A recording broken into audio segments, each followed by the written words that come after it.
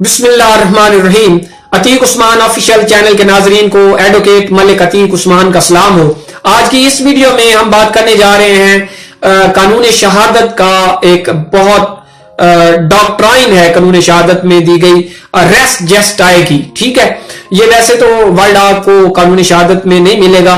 लातीनी जुबान का वर्ड है, एक डॉक्ट्राइन है। ठीक है, आज इसी को मैं इंशाल्लाह एक्सप्लेन करूंगा, इस पे गुफ्तगू करूंगा, इसको डिस्कस करूंगा, आपको बताऊंगा इस वीडियो में। इस वीडियो की तरफ चलने से पहले आप सबसे रिक्वेस्ट है जो नए आए हैं इस चैनल पे वो जल्दी से चैनल को सब्सक्राइब कर लें ताकि हर आने वाली नई वीडियो आप तक आसानी पहुंच सके। तो आइए सुनते हैं कि रेस्ट जस्टाई जो है ये क्या होता है, ये किस बारे में है, ये कहां से निकला है ये नजरिया और ये हमें क्या बताता है।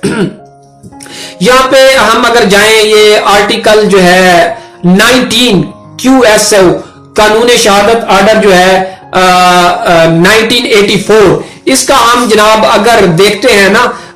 आर्टिकल जो है 19 वो हमें क्या बताता है, वो बताता है कि relevancy of facts forming part of A same transaction, यानी किसी एक फैक्ट क्या है, फैक्ट है अमरे तनकी। अब अमरे तनकी ये बड़े औखे लफ्ज बोली जा रहे हो यार, तुसी भी कहोगे, यानी जो एक मुकदमा किसी अदालत में अगर चल रहा है वहां पे एक खास नुक्ता है, ठीक है, एक यानी एक ऑफेंस हुआ है, ठीक है, कत्ल हुआ है। अब कत्ल जो है इसमें एक फैक्ट हो गया, ठीक है, कि ये कत्ल हुआ है, ठीक है। अब इसके ए ने बी को कत्ल किया है, ये दूसरा फैक्ट हो गया, ठीक है। अब ये फैक्ट फिर फैक्ट रेलिवेंट फैक्ट होते हैं, कुछ सर्कमस्टांशियल फैक्ट होते हैं, कुछ इररेलेवेंट फैक्ट होते हैं। इन पे मैं अलग से एक वीडियो बनाऊंगा चूंकि ये डॉक्ट्राइन के मुतल्लिक है। अभी इसमें हम सिर्फ इतना ही देखते हैं कि ये एक ऐसा फैक्ट जो कि रेलेवेंट तो नहीं है, वो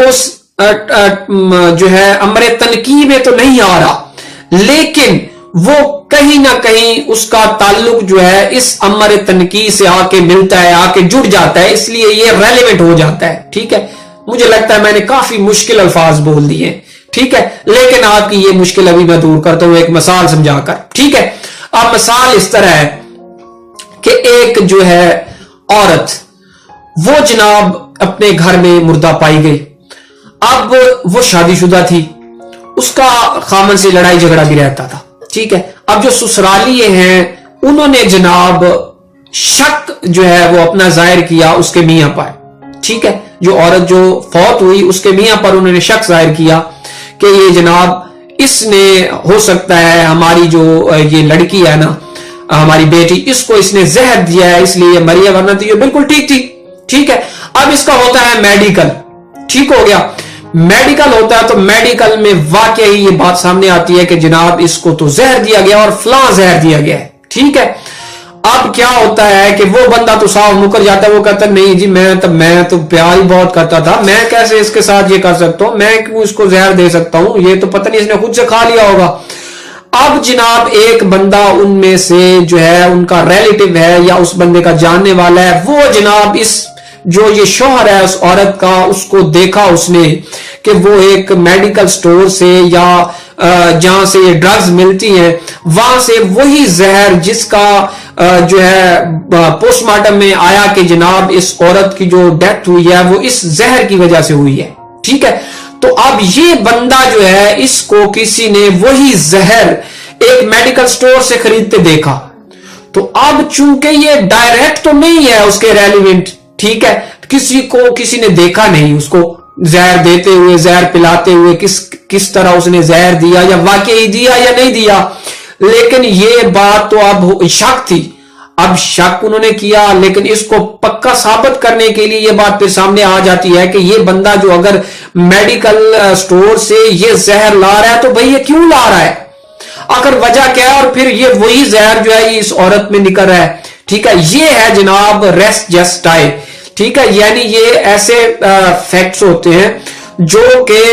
उसके रेलिवेंट होते नहीं है डायरेक्ट, लेकिन वो किसी वजह से उनको रेलिवेंट का मकाम मिल जाता है, वो रेलिवेंट हो जाते हैं। इसको एक और मिसाल के जरिए मैं समझाता हूं आपको, ठीक है। ऐसा हुआ कि एक जनाब अमजद जो है وہ ایک گلی سے گزر رہا تھا. وہ جس گلی سے گزر رہا تھا اس گھر میں ایک مکان تھا. اس مکان کے دروازے سے جناب ایک اسلم جو ہے وہ اس کے ہاتھ میں پستول تھا, اور وہ جناب ابھی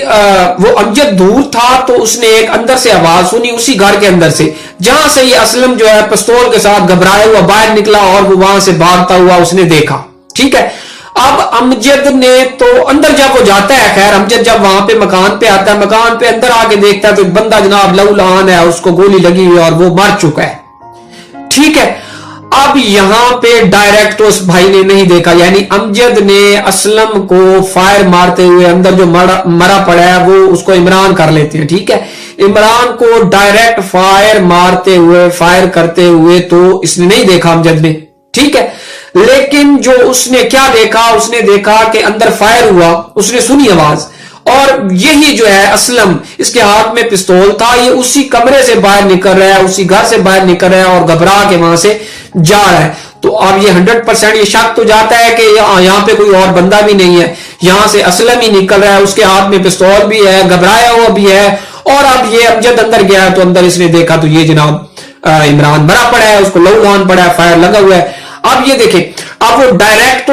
ریلیونٹ وہاں پہ نہیں ہوگی اس کی شہادت, لیکن یہ والی شہادت اس کی یہ ریس جسٹائے کو یہ جناب ثابت کر رہی ہے کہ